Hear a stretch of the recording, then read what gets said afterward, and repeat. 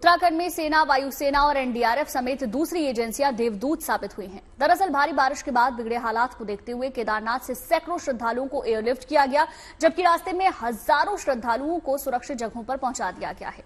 इन सबके बीच अब दोबारा से केदारनाथ यात्रा जल्द ही शुरू होने के संकेत मिल रहे हैं।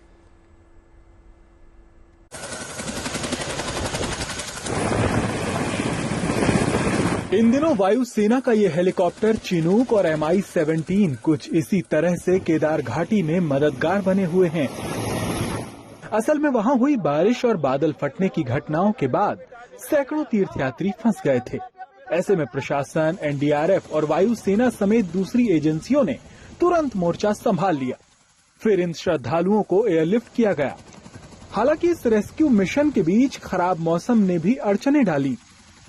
भले ही मौसम साथ नहीं दे रहा है, बावजूद इसके लगातार जो केदारनाथ धाम सहित पैदल मार्ग पर तीर्थयात्री फंसे थे, उनका रेस्क्यू अभियान जारी है।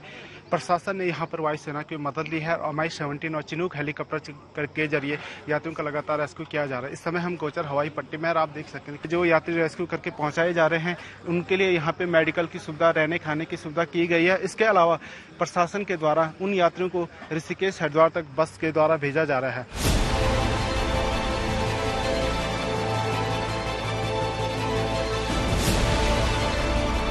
बादल फटने की हुई घटना के बाद केदारनाथ के रास्ते में भी सर्च ऑपरेशन चलाया गया ताकि रास्ते में फंसे श्रद्धालुओं को निकाला जा सके। अब तक 10,000 से ज्यादा लोगों को वहां से निकालकर सुरक्षित जगह पर पहुंचाया गया है। मौसम एक्चुअली लगातार खराब हो जा रहा है। मौसम ना कोई यहाँ पर प्रेडिक्शन नहीं कर पा रहा है कि कितना एक्यूरेटली मौसम कब ठीक होगा और कब खराब होगा। इसके लिए हम लोग हमेशा तैयार हैं। हमेशा सुबह सनराइज से लेकर सनसेट तक सारी पूरा क्रू, सपोर्टिंग स्टाफ और हर कोई तैयार है। इस रेस्क्यू ऑपरेशन पर उत्तराखंड के मुख्यमंत्री पुष्कर सिंह धामी ने भी लगातार अपनी नजर बनाई रखी। वो पल पल की जानकारी सभी अधिकारियों से ले रहे हैं। उनके मुताबिक अब हालात काबू में हैं। जो सड़कें भूस्खलन में बर्बाद हो चुकी हैं, उसे बहाल करने में भी सेना और प्रशासन की टीमें युद्ध स्तर पर जुटी हैं। ऐसे में सीएम धामी ने सेना, वायुसेना और एनडीआरएफ समेत सभी एजेंसियों को शुक्रिया कहा है। केदारनाथ का रेस्क्यू अभियान लगभग कंप्लीट हो गया है और एक बड़ी संख्या जो देश भर के श्रद्धालुओं की थी, उनको सुरक्षित निकाला जा चुका है। हेलीकॉप्टर से भी रेस्क्यू अभियान किया गया है। राज्य के भी हेलीकॉप्टर लगे थे। इसके साथ साथ आदरणीय प्रधानमंत्री जी का, आदरणीय गृह मंत्री जी का मैं धन्यवाद करता हूं कि भारत सरकार की तरफ से चिनूक हेलीकॉप्टर, MI, ये सभी हमको उपलब्ध हुए, जिसके कारण से हम सुरक्षित निकाल पाए।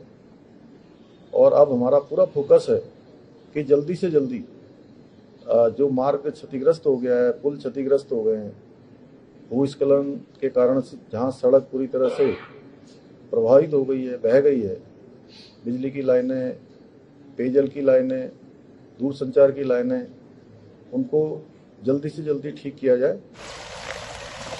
राज्य में हुई भारी बारिश के बाद वहां केदारनाथ यात्रा रोक दी गई है, लेकिन अब प्रशासन की कोशिश है कि इसे एक हफ्ते में फिर से खोल दिया जाए ताकि श्रद्धालु केदारनाथ में फिर से बाबा के दर्शन कर सकें।